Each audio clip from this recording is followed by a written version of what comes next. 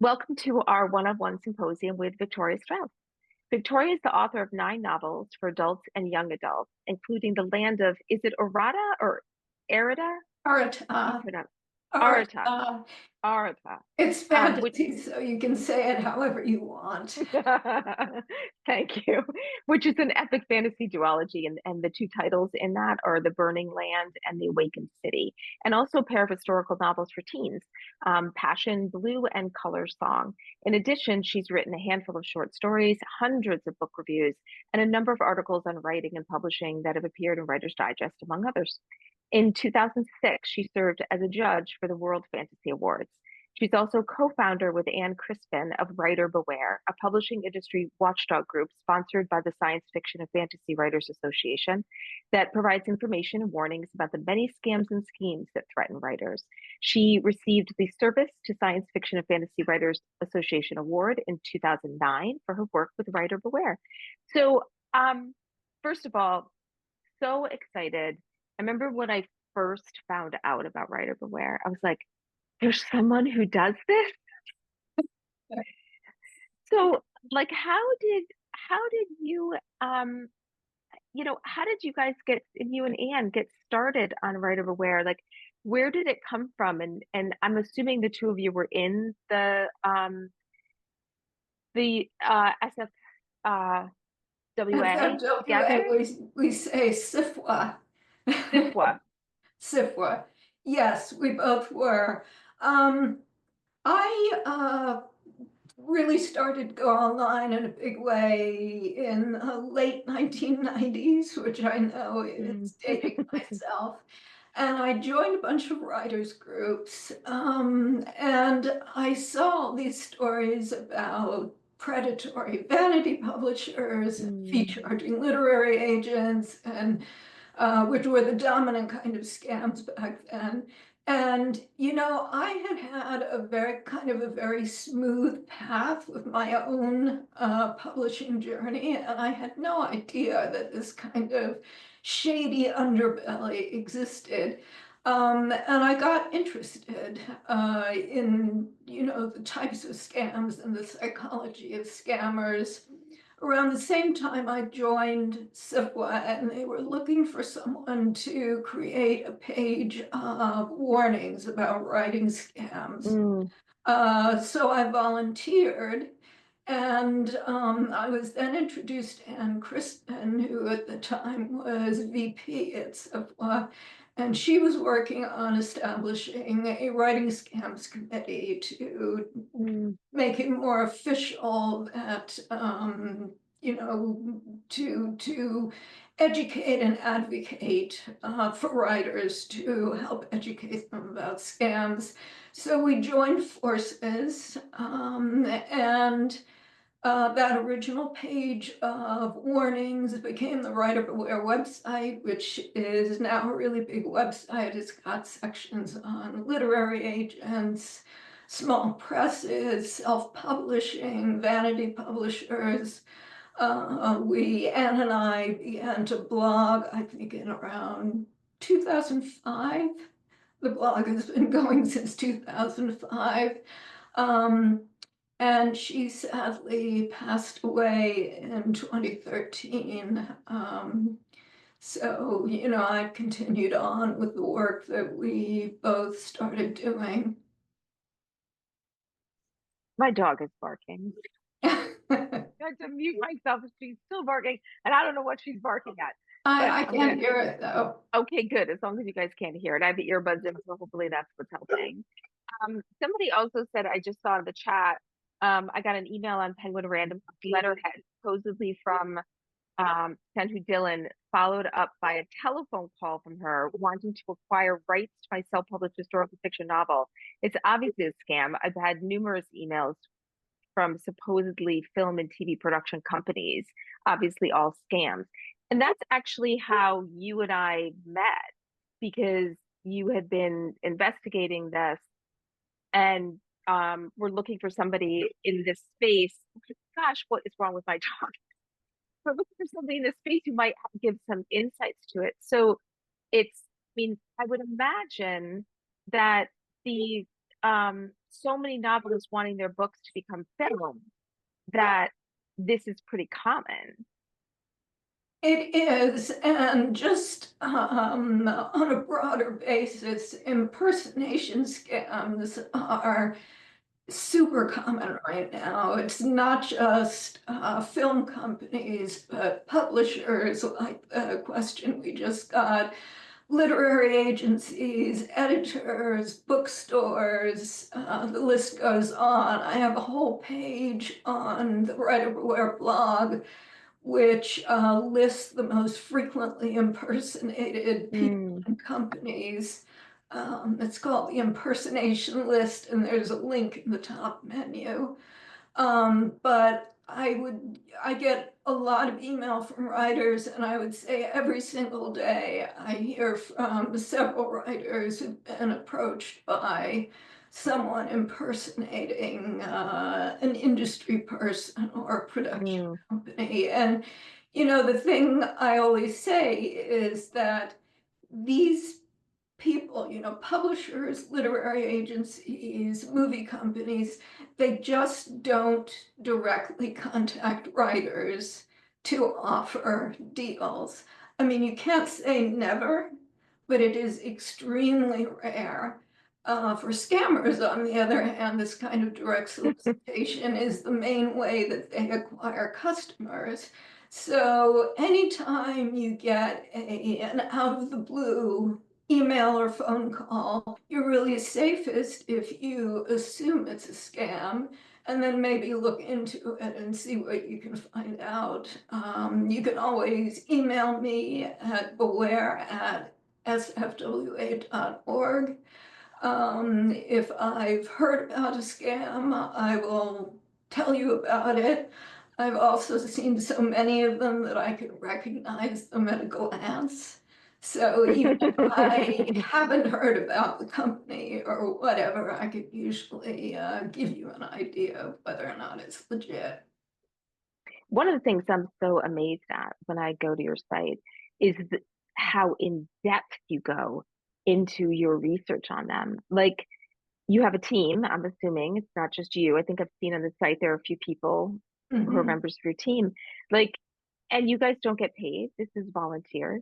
Um, I can't like how much time does it take you to do this one exploration of this one company? I mean, it's so detailed. It's incredibly impressive.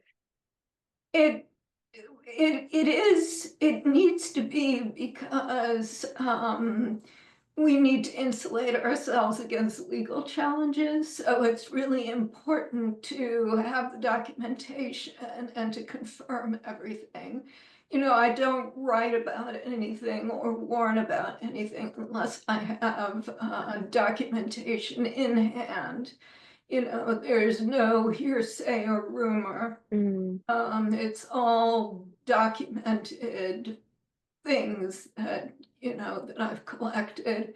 And I enjoy the research process. I enjoy going down the bizarre rabbit holes. I especially like the really weird stuff, of which there is quite a bit. And just, having somebody ask me about a scam and then tracing it back to the source, it's really interesting. And, the information is out there for people to see and to find. Um, so the educational component is important too. It's almost like you guys are like a little private eye group, you know, and you're just investigative reporting, and it's really such an incredible service that you're doing. It's incredible. When you were talking about some of the crazy stuff, what's maybe some of like the craziest scam that you were like, wow, I can't believe someone came up with it. Well, this is an old one, but we started getting complaints about a literary agent who was charging fees for editing, which is a conflict of interest. Um, and then she decided to set up a conference, and she was taking money from authors to attend the conference. And she even contacted me and Anne and offered to have us come in as speakers. I mean, we knew she was scamming people and she knew that we knew, so she was trolling us. But anyway, she skipped town, taking all the conference money with her. Of course, there was never any conference. And her assistant, who probably was not a real person, sent out this announcement saying that she'd been killed in a tragic car accident. So, okay, well, she was dead. So a few months later, the exact same scheme pops up in Canada. And I had written about some of this. The information was online, and I was contacted by someone from the Royal Canadian Mounted Police. And it turned out that this was the same person. She had reanimated and done the exact same scheme. She skipped town but was arrested. It turned out that she was wanted in Arkansas for attempted murder. She had tried to kill her mother by crushing her with a car and also passing bad checks. And her career as a literary agent, which is how we first heard about her, was her escaping to a different state, changing her name, and attempting to dodge these active warrants that were out for her arrest. So Oh my gosh. there's more to the story. She pretended to have a psychotic break and to be incapable of standing trial. And then she tried to self-publish a memoir about her experiences. And she actually sent out queries to agents for this memoir. I mean, that is one of the craziest, not the only one, but definitely one of the crazier ones. I'm surprised. Maybe one of those book to movie scammers didn't call her to make it into a movie. But this was actually years ago, before this kind of Yeah. tsunami of book to movie scammers. So, this was low tech scamming. Yeah, I did run across a screenwriting contest once that I used to work at Script Magazine, and somebody had cloned our contest and kept the same title for the contest, which we had stopped doing. I just happened to stumble on it. I don't even know how I found it. And when you read through the whole thing, they changed the logo, but when you read through the whole thing, it had all the same exact prizes that we had given the year before, like all that stuff. It was a total clone, but then it says at the bottom, we reserve the right not to pick a winner. It's like I call up the CEO of my company, and I'm like, we Like, got a problem. And like, we immediately got our lawyers on it and got them to take it down because it looked like it was us, like it was, and it wasn't us. It was crazy. it's amazing the kind of elaborate efforts that some of these scammers go to. Yeah. And I feel like if they took all that energy that they're using to come up with these things and actually came up with something legit, like they could probably make honest money with less stress on their end. But it's nuts. And I wonder with AI, like if you see more of an increase of it because they can do like a mass, search of people and books. And I don't know. I don't know if you think AI is gonna increase the scams or if it won't have any effect on it at all. I think it helps to make them more deceptive because a lot of the scams now come from overseas, where they have kind of boiler rooms for these scam companies with sales reps who, make the calls and send out emails soliciting people. And, they're based in the Philippines or Pakistan or India, where Hmm. people are fluent in spoken English, but not necessarily as capable in written English.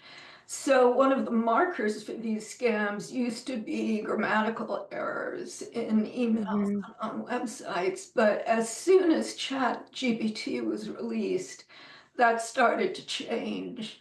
So now it's almost that used to be a marker, it's almost non-existent now. You get these very formal business, well-written emails that seem as if they're coming from, completely fluent English Mm, language writers. And that's, one way that AI has helped to make scams more effective. I imagine it also helps the scammers find people mm, and target people.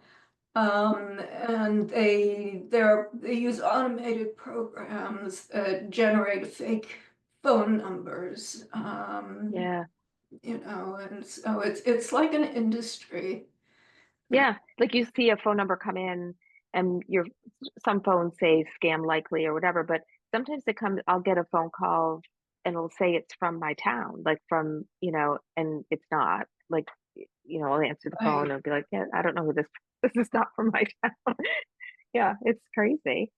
Um, Mark's asking about your opinion on contests and what's the best way to vet a contest to ensure that it's legit. By contact, meaning somebody who reaches out. No, Uh, contests like writing contests. oh, contest. I'm sorry. Yes. No, no, I'm sorry. Um, I might not have said it clearly. So, contrary to what a lot of people say, in my opinion, an entry fee is not disqualifying for a contest. There are people who say never enter a contest that charges a fee, but plenty of legitimate contests charge smallish fees to help with costs or help fund the prize. Um, if the fee is exorbitant, like if it's more than $100 for a novel writing contest, that's probably an indication that it's a for-profit contest where the aim is for the sponsor to make money. Um, Other markers of a questionable contest include merchandise for sale, or you have to buy the trophy, or the judges are not named. You really want to see who's judging because that has a lot to do with whether or not the contest has any prestige or name recognition. Um, Guidelines, reading the rules and guidelines is important. Watch out for rights grabs, copyright transfers, things like that. I've written a lot of blog posts about contests, and there's a category on the blog that you can click on and see all my posts where I discuss guidelines and what to watch for. Yeah, that's always great because I mean, as people know, we run contests on our site. And when people ask me about different contests, and I'm a writer too, I've entered a bunch of them over the years. And I also agree with everything you're saying. The other thing that I've discovered that I started doing towards the end of the time of my entering contests is I would look to see where they would publish the winners, the finalists, maybe the runners up, and I would reach out to them on social media because writers are very approachable and they want to help each other. We're a big community. And I'd be like, hey, I see that you did really well in that contest. Congratulations. What was your experience like? What did they do for you? Did they deliver what they said they were going to deliver? That kind of stuff. And there's also somebody asked me why our contests aren't free and why a lot of contests aren't because we actually for us I can only speak for us we pay our readers rather, so there's a we like to pay them. Some places don't. They might have a group of volunteers reading. They might, they don't pay their readers, whatever. So there's different reasons for fees. But I found that reaching out to past winners is the most authentic, honest way. And when you think about, like, when I was entering screenwriting contests and I would think about which contest do I want to enter, it would also depend on the prize, like if it was money, I didn't really, not that nobody wants money, but I didn't really care because that's not going to help my career. It's like I want to get in I'd rather have a introduction to somebody. So think about that too. Like, is the prize even worth something to you for in terms of your career. Um, because You know, there's lots of different there are a things. lot of kind of marginal contests where the prizes are a digital certificate or something, something that costs the sponsor nothing and Right. really isn't worth very much except to the recipient. So, yeah, Yeah. another marker for questionable contests is like a gazillion entry categories because Hmm. profit-making contests want as many entries as possible. So they have this huge proliferation of entry categories where they can get people entering in every kind of subcategory of writing you can imagine, just to Hmm. maximize entry fees. Yeah.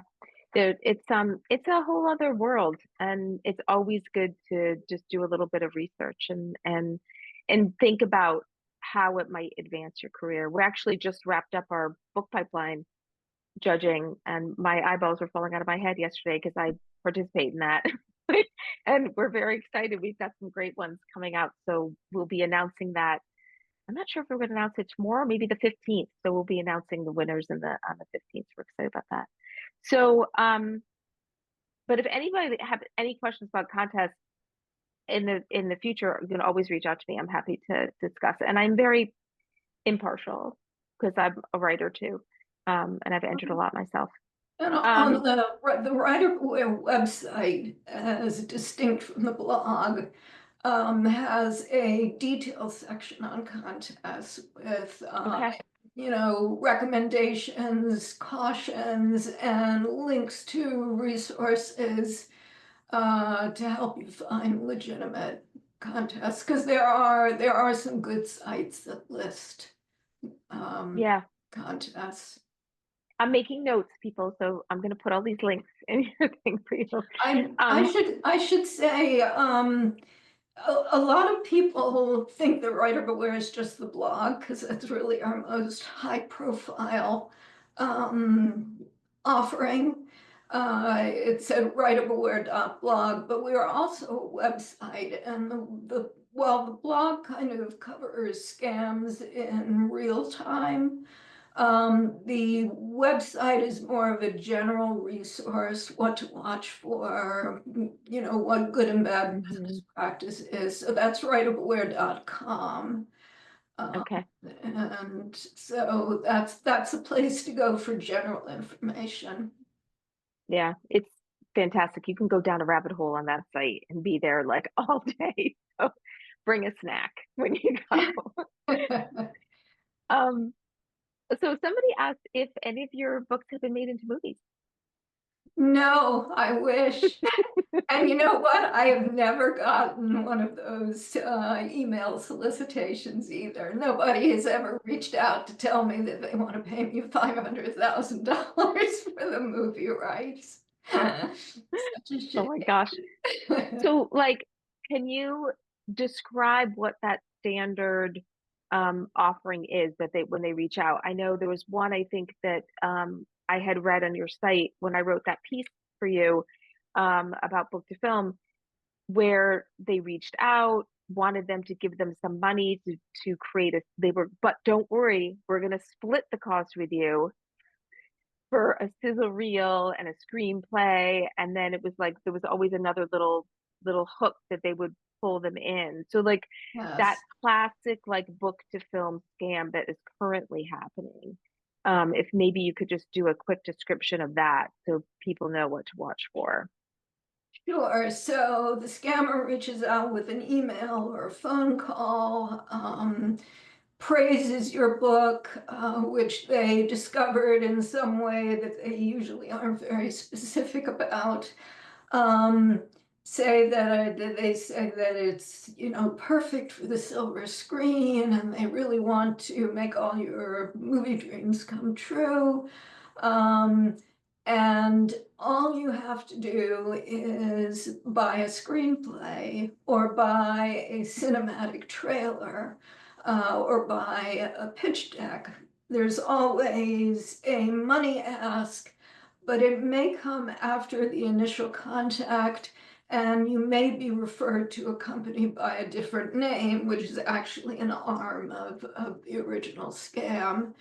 Um, and then and like you say, sometimes they offer to discount the cost or to pay half the cost. And it sounds like you're getting a deal, but of course you're not. So often they do deliver on what you first purchase.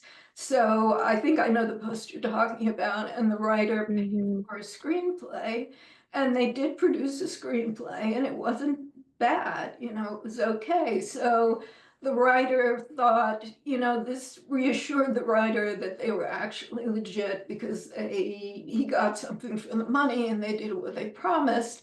But of course, the next thing was they contact him and say, we have these other wonderful opportunities for you, but you need more. You need a pitch deck, you need a sizzle reel, you need all of these things to really be sure that you're interesting to a production company. So the writer, who has been kind of lured by the screenplay and reassured, decides to buy in. Next thing you know, he's getting an email from Netflix. They are very interested in the material that's been shared with them by the scammer, and they want to do a deal, but he has to purchase this additional thing. And at this point, a lot of people wake up, or they wake up before that. But at this point, this particular writer woke up and thought, hey, every time something happens, they're asking me for money. And they contacted me, and I had gotten complaints about the same scam. So I had to tell this person that they had spent, multiple thousands of dollars for Mm. nothing, essentially, which is one of the worst aspects of what I do, Yeah, is telling yeah. people that they've been ripped off. And this writer was eventually able to get most of their money back by disputing the charges with their credit card company, which Mm. is an important thing to note. Always, if you're going to pay by credit card, never do wire transfer or Zelle or Venmo, which more and more scammers are demanding, because those transactions can be reversed. So once you do that, your money is gone forever. Or gift cards. Or Like, yes, yes, or PayPal, and you do it as friends and family, and then hmm. you can get a reimbursement. Yeah, they know how to work all the angles.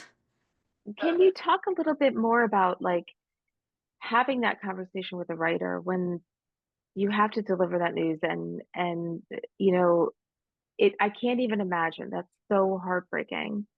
And how some of these writers take it. Like, I mean, they must be so nervous and all the red flags going off for them to approach you in the first place. But then there's probably a part of them that's thinking, okay, but Victoria's going to tell me that everything's okay. No, I don't think anybody contacts me with that thought. I think anyone who contacts me is already in their gut pretty sure Yeah. of what the deal is. And so, often I very rarely get someone who's angry or who tells me Mm, that I'm wrong. And every now and then I get a reaction like that, but for the most part, I think it's something that the person already knows, which has led them to contact me. Or they did a Google search and they found one of my blog posts, so they've yeah. seen it right there.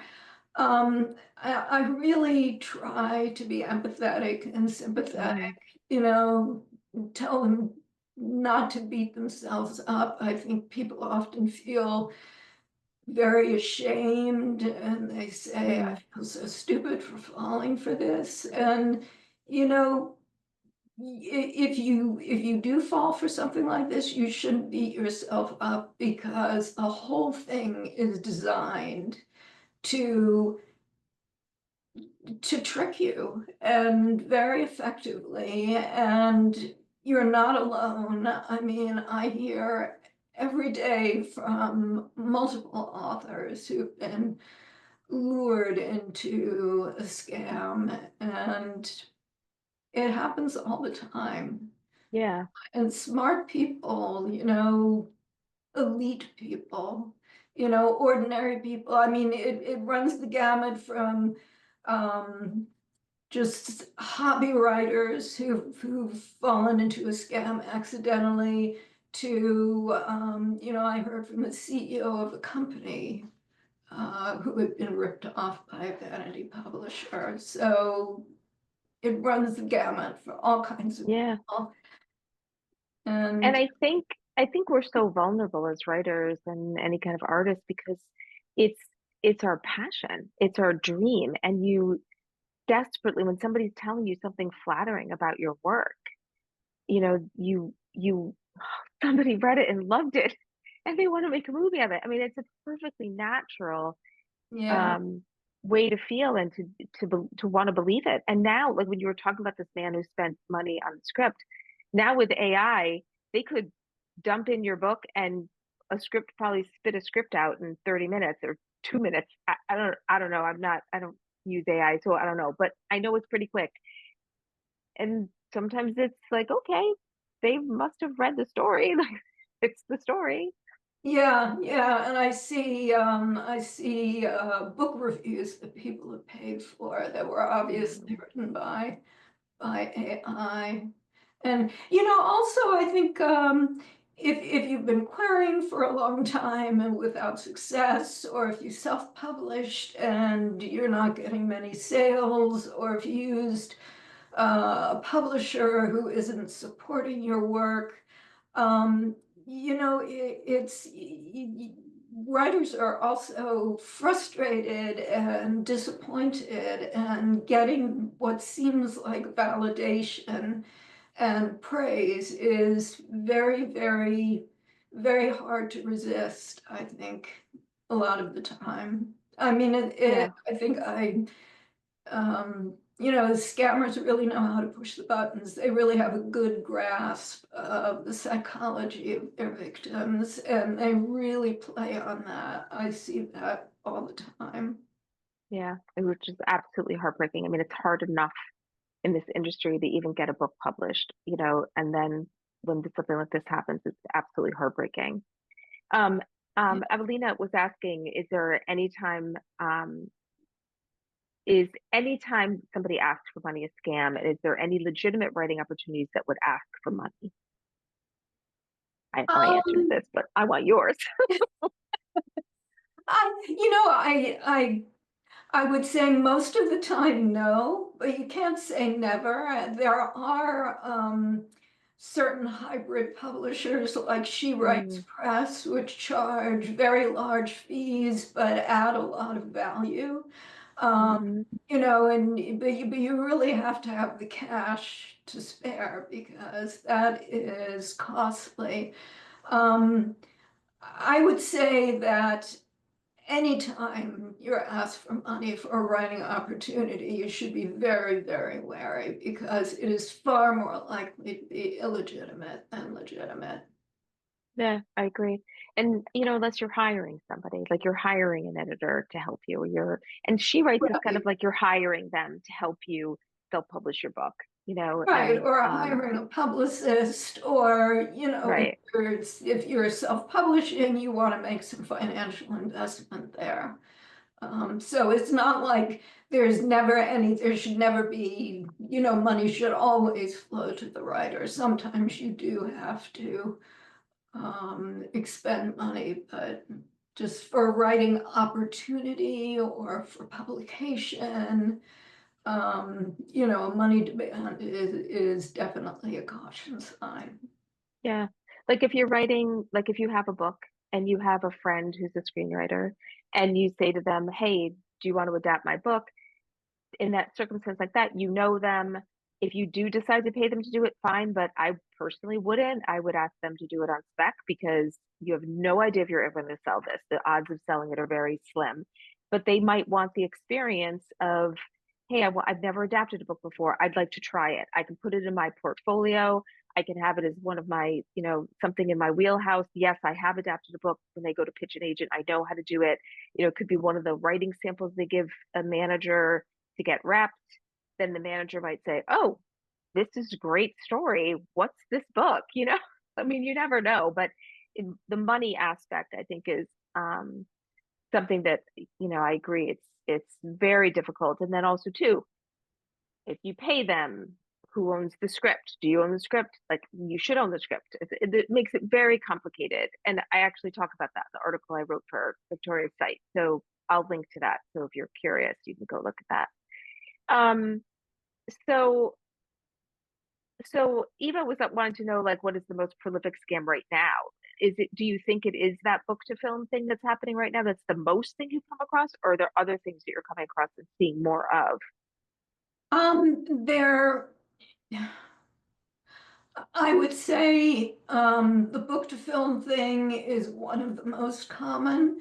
There are also a lot of ghostwriting scams. They Mm, offer publishing and PR services, but they focus on ghostwriting. It's always prominent on their websites. I'm hearing from a lot of writers who've been ripped off by it's the same kind of story. They take money for a service, they deliver something, but then there are more and more money demands, and things don't get delivered, and eventually they just vanish. And maybe they did publish the writer's book, and it's up there on Amazon. That they have no control of it over it because they have no one to contact, mm, and they are never given royalty payments or sales reports. Um, Republishing scams, these mostly target self-published authors. And again, by solicitation, offering to republish your book, uh, somehow to make it better, give it a better cover, sell it at a better price, maybe do some more PR for it. Again, they deliver initially, but then, they just ask for more and more money, and eventually they ghost you. Um, I would say, and then the imposter scams, the all of the scams where the scammer is impersonating a literary agent or a publisher or a movie company.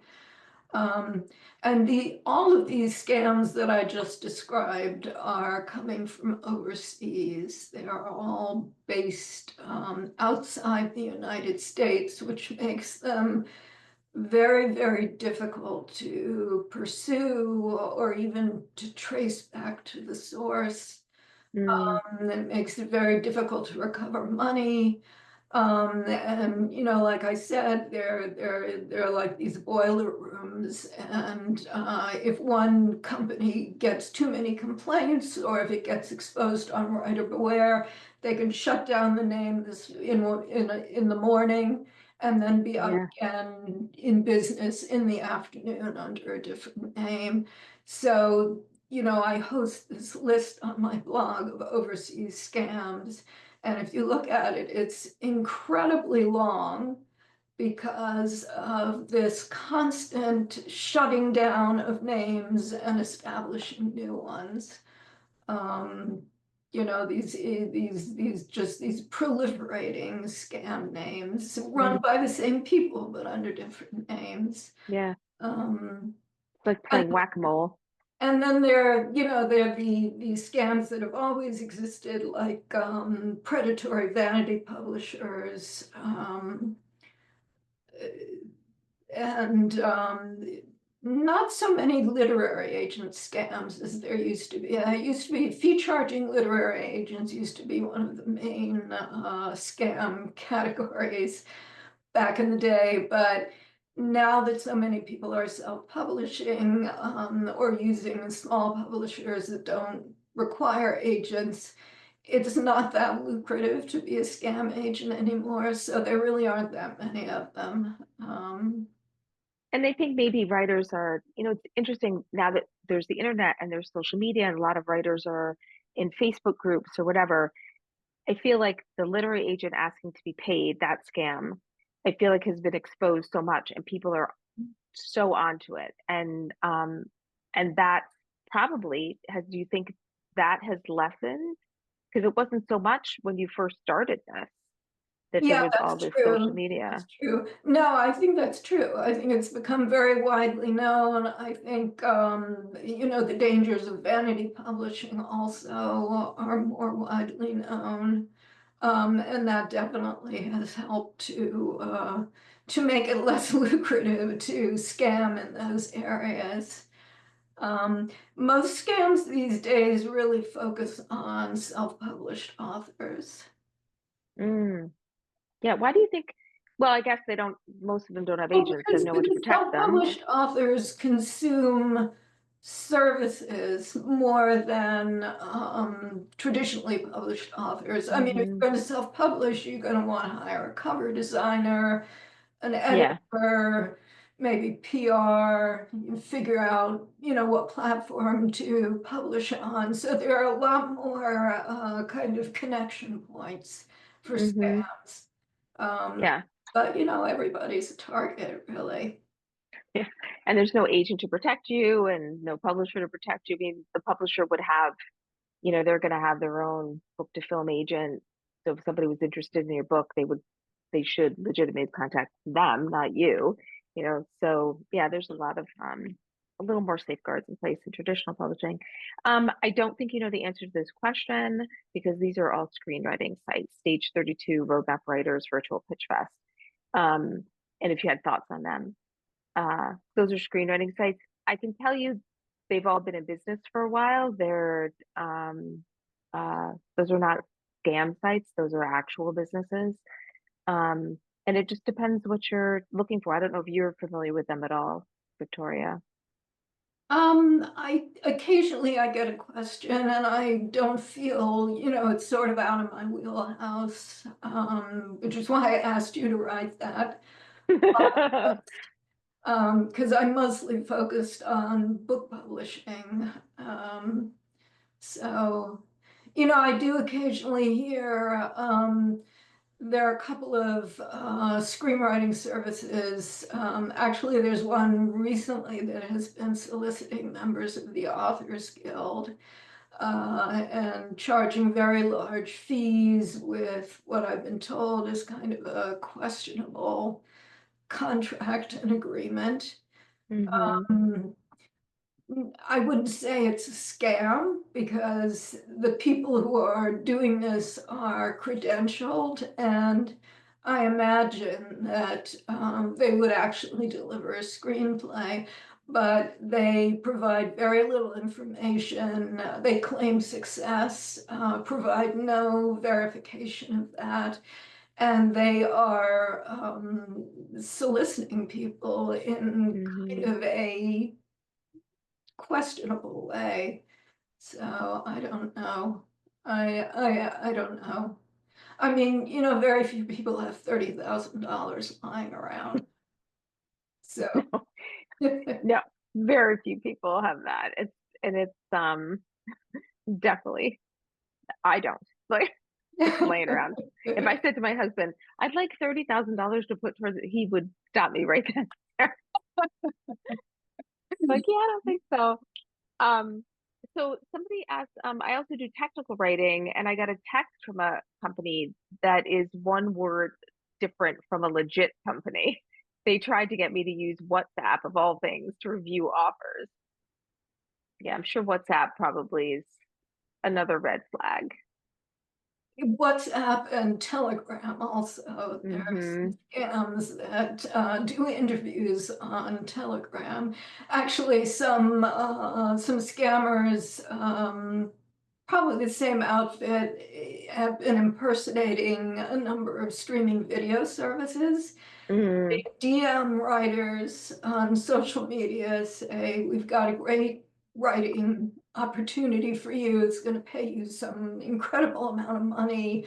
All you need to do is interview with us on Telegram, and the aim is to get personal information, social security Mm. number, bank accounts, things like that. Ugh, So it's oh basically God. a phishing scam. Yeah. I mean, technology is wonderful, but it's also terrible. It has definitely opened all of us up to a lot more Yes. vulnerability for sure. Um, and somebody asked, I would love to hear about the work you do in exposing publishers for not paying, sometimes for years.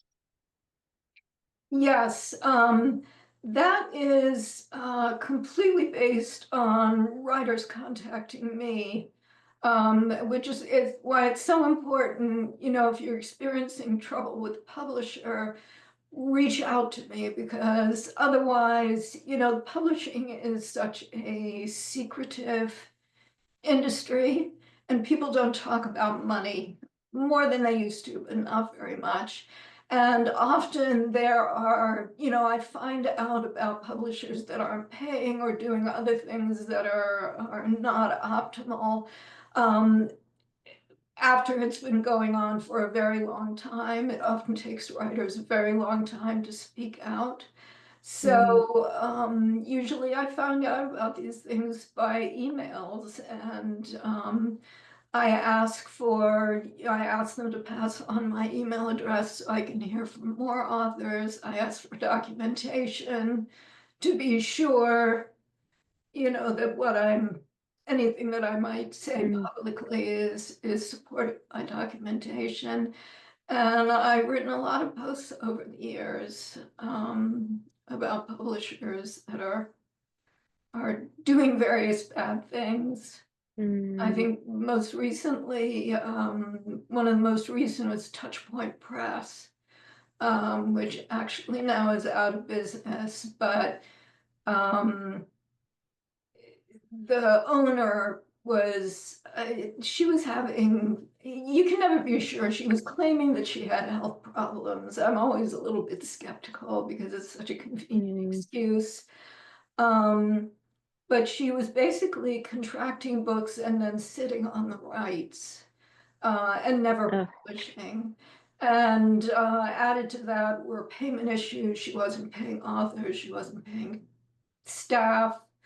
Um, so I started getting emails from writers, and I wrote a blog post, and then I got a deluge of emails from writers who had been wow. affected. And I didn't realize how long-standing those problems were because they've been going on Mm, for years.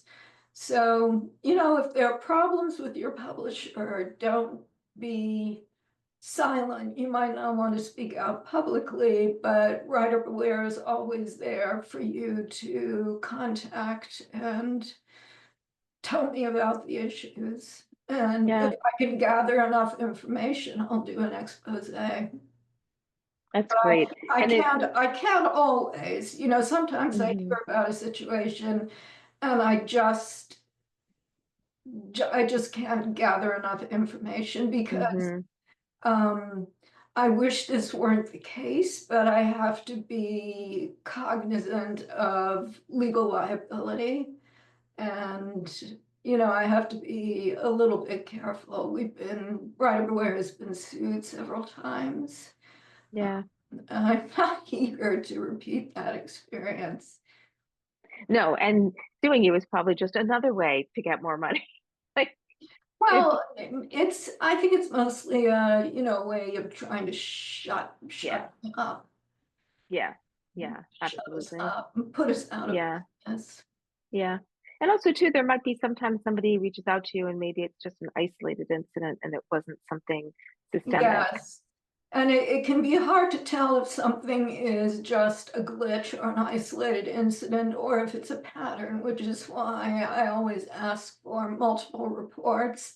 I would never go out on a limb and post a warning based on a single report. Actually, on our About Us pages on the blog and website, we have an explanation of how we kind of evaluate and categorize complaints. Yeah. Um, so um, here's a question. Do you have any idea like how many, and have anybody ask you to expose this or dive into this? And I'm not sure how you'd even find out, but how many contests might be like, or publishers running submissions through like training AI? So like, the slush pile or the contest entries. I mean, I'm sure that might be something that certainly people are concerned about, that there's not an actual human reading that slush pile or reading the contest submissions. I'm I have seen and I'm receiving a lot of expressions of concern about that, but I don't, you know, it's so hard to prove.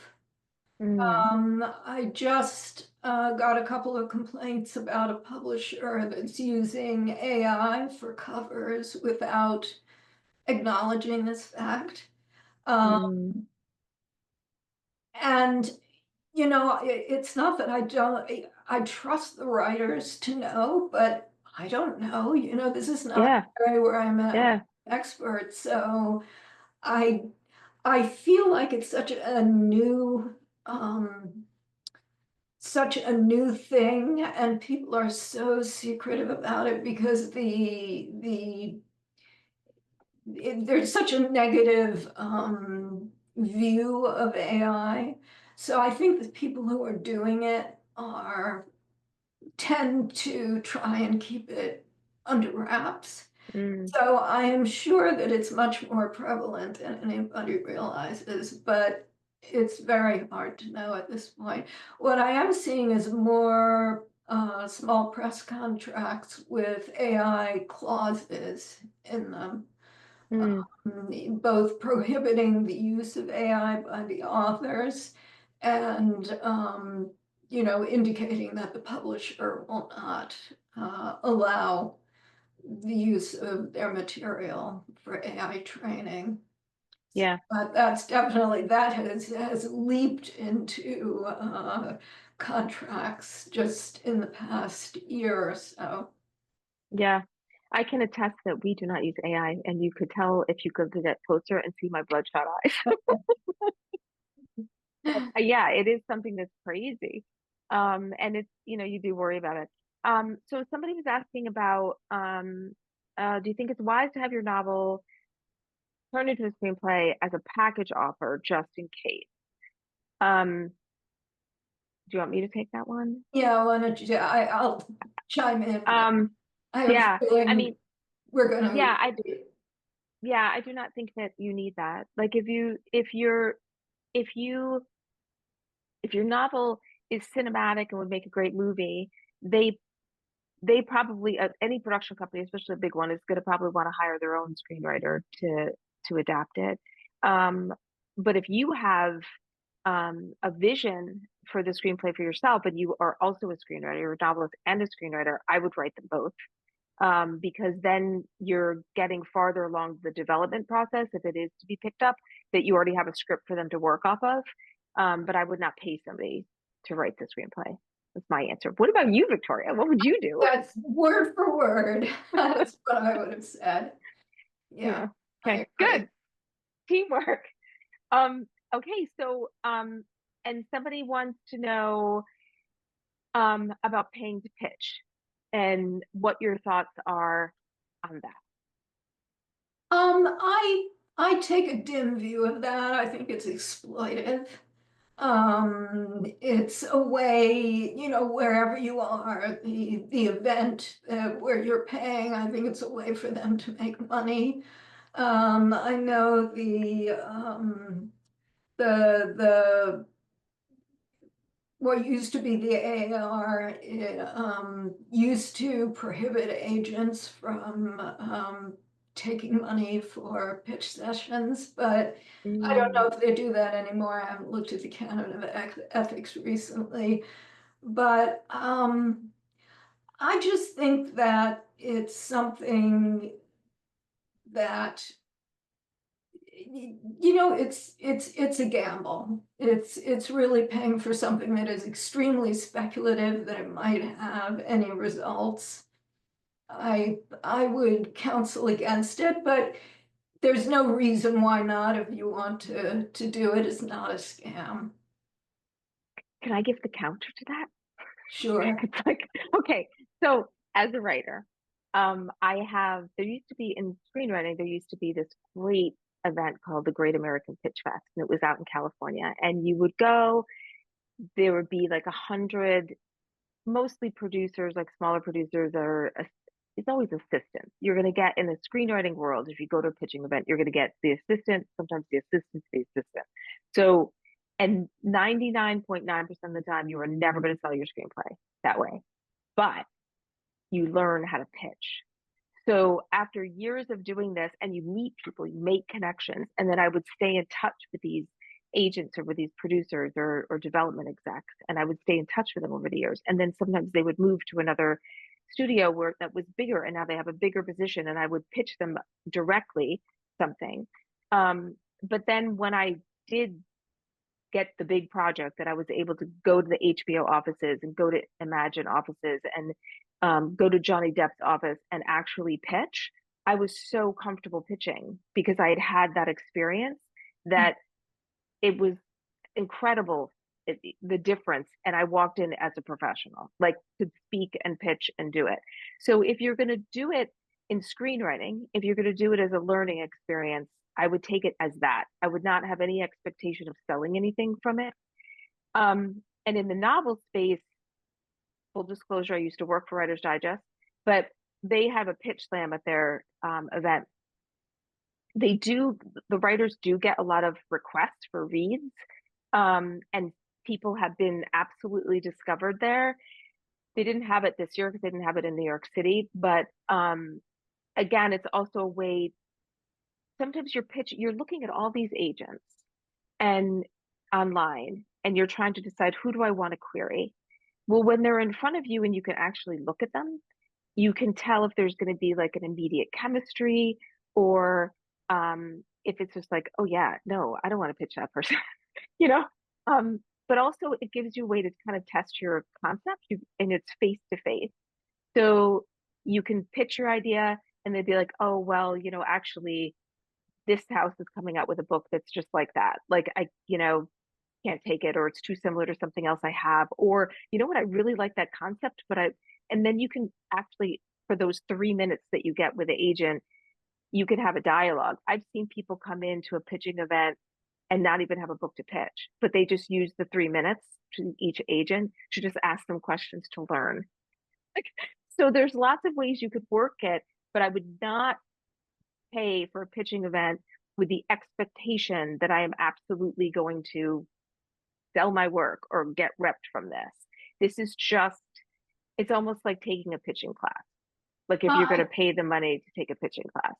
I think that's a good caveat. I also think that's, another difference between the movie and the book business is that pitching is much less of a thing in the book business.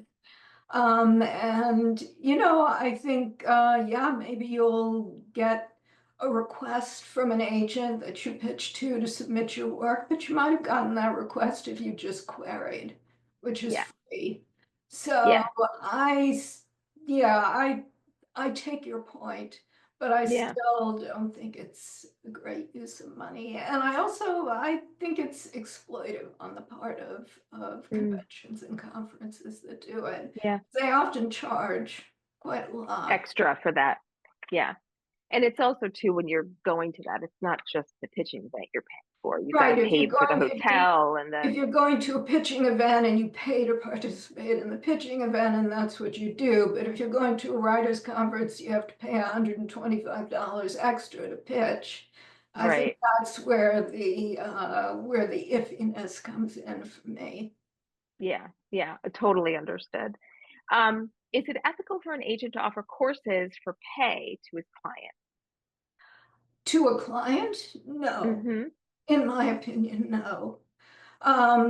Many agents do have adjunct businesses, editing courses, whatever. but ideally there should be a wall between those two sides of the business. You know, anyone who uses the editing service isn't eligible for representation, and clients never are urged to use whatever the paid service is. So, you know, I can't say it doesn't happen because it does, and I get reports of it periodically. Um, in my opinion, it is not unethical for an agent to sell services outside of agenting, but in my opinion, it is unethical to sell those services to clients. Yeah. I think like a client should get freebies. Like if you do those classes, there's probably recordings of them. Hey, you're my client. Here's a list of stuff I've taught. If you're interested in any of this, just let me know. I'll send you a link. You know, Yeah, if I were exactly. an agent, that's what I would do. But I will never be an agent. Nor would I, even though some people mistake me for one. Oh, I'm sure they Um, do. yeah, So, I get queries. I get queries in manuscripts. I mean, you know, would you really want to query someone whose email is beware? But they do. I know people query me too. I think, I don't know, they just, when people, they see people in the space, they do it. Um, so I want to just thank everybody for coming. We've been here an hour. Somebody was asking about writers or screenwriters meetups in New York City. If you go on the writer groups and stuff like that, sometimes people have them. Um, Danielle, I'm gonna there's a group I'm just dropping, and any of you guys feel free to email me if you have questions about anything. I'm just dropping my email right there. Um, Danielle, shoot me an email. I just dropped my email address, and there's a group in New York City that meets up, and I can't on the top of my head remember what it is, but they do. They meet up at a bar. I don't know how often, if it's every month or every quarter or something, but New York City is a great place to connect with people. Um, so thank you so much. Well, This thank you has for really been having lovely. me. This has been a lot of fun. Yeah. And I want you guys to follow Victoria's on X, but she's also more active on Blue Sky. So I'll put all of those social handles in the recording email so you can follow her on social. And if there are any screenwriters in our group, I want to tell you about our next session that we have coming up. I think it's next week, the 19th. It's with, I don't know if you guys know who Bob Sines is, but he's has written a lot of Christmas movies for cable, and he's had, I think, now 20 movies produced. And he also wrote a YA book adapted from one of his screenplays. But he's teaching a session next week on Christmas for cable, writing cable network films. So that's going to be fun. And then we will be off for the month of December. And but in January we have some really cool things coming up. Like Lee Jessup is teaching a screenwriting class. We're having Stacey Graham, who's a lit agent. She's going to talk about decoding literary agents. And then we have Tom Vaughn, who's also a professional screenwriter, teaching about elevating story concepts. So we've got some really good ones, and I think I've got us booked out until March already. So we've got a lot of good, cool things and a lot of free ones coming up too. So the free ones are always fun. And speaking of ghostwriters, next year I'm gonna do a free one-on-one with a ghostwriter. So to tell people more about that, so they'll know the scams to watch out for. Yes, that'll be helpful. Yes, definitely. Well, thank you so much, Victoria. Really appreciate it. And thank all of you for coming. Thanks so much for having me.